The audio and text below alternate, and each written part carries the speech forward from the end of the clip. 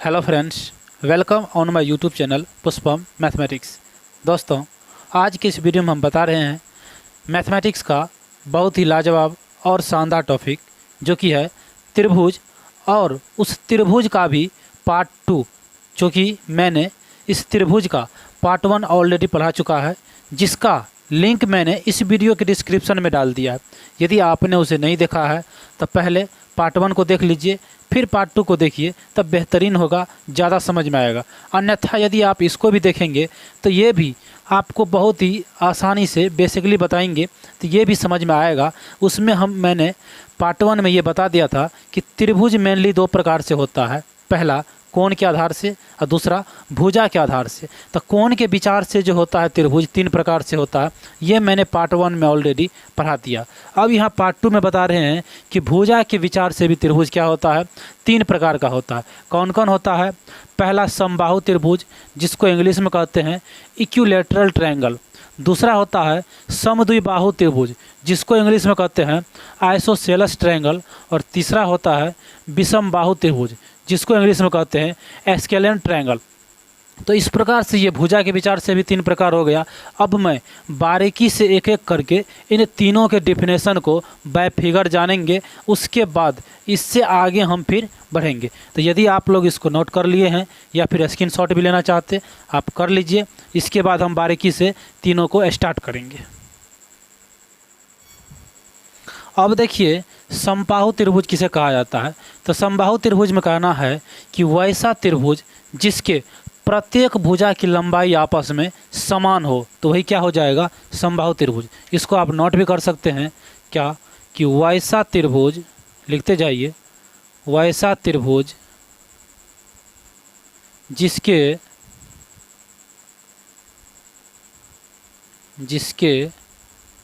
प्रत्येक भुजा की लंबाई, प्रत्येक भुजा की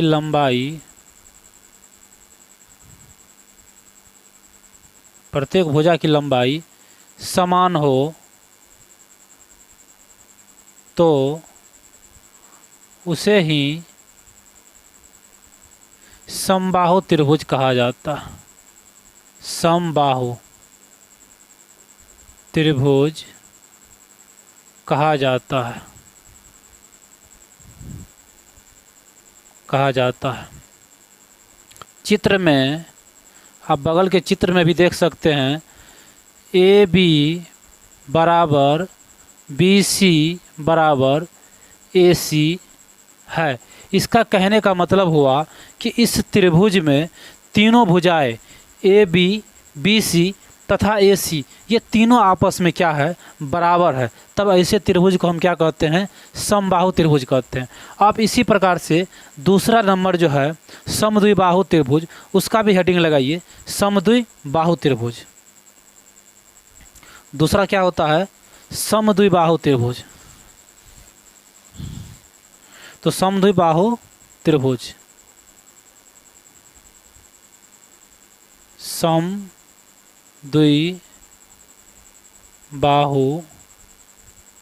त्रिभुज। तो समद्विबाहु त्रिभुज में कहना है कि यहाँ इसके नाम से यह स्पष्ट है, समद्विबाहु। सम मतलब बराबर, द्वि मतलब 2 और बाहु मतलब भुजा। यानी कि वैसा त्रिभुज जिसका सिर्फ 2 भुजा आपस में क्या हो? बराबर हो, तो क्या हो जाएगा? समद्विबाहु त्रिभुज। तो इसको भी आप नोट कर लीजिए कि वैसा त्रिभुज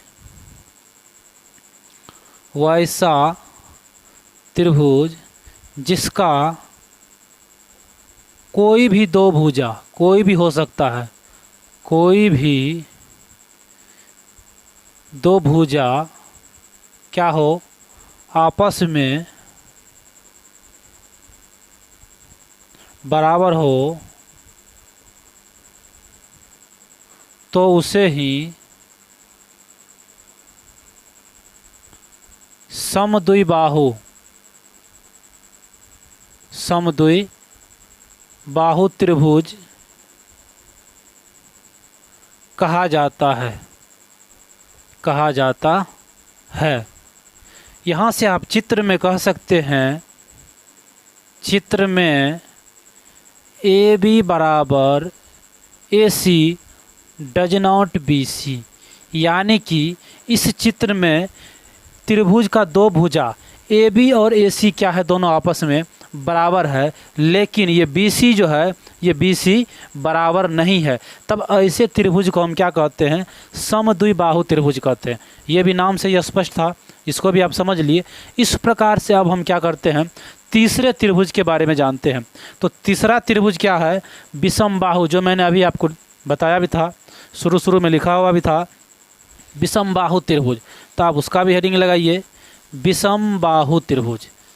3 नंबर में क्या है, विषमबाहु।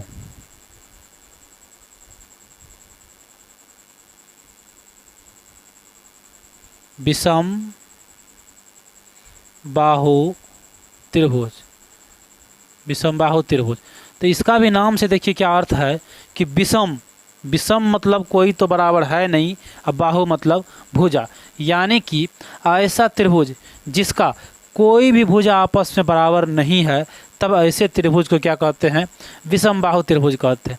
तो इसको भी आप लिख लीजिए कि वैसा त्रिभुज जिसका कोई भी भुजा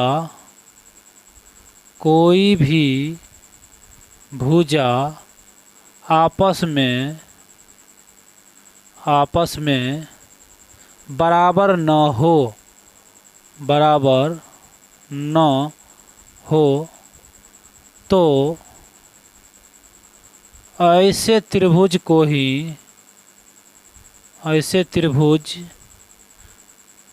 ही विषमबाहु त्रिभुज कहा जाता है। विषमबाहु त्रिभुज कहा जाता है। चित्र में आप कह सकते हैं, क्या कह सकते हैं कि A B does not B C does not A C, यानी कि कोई भी भुजा क्या है, आपस में बराबर नहीं है। तब इस प्रकार के त्रिभुज को हम क्या कहते हैं, विषमबाहु त्रिभुज कहते हैं। यानी कि आप जो है त्रिभुज मेनली मैंने बताया था कि मेनली 2 प्रकार से होता है।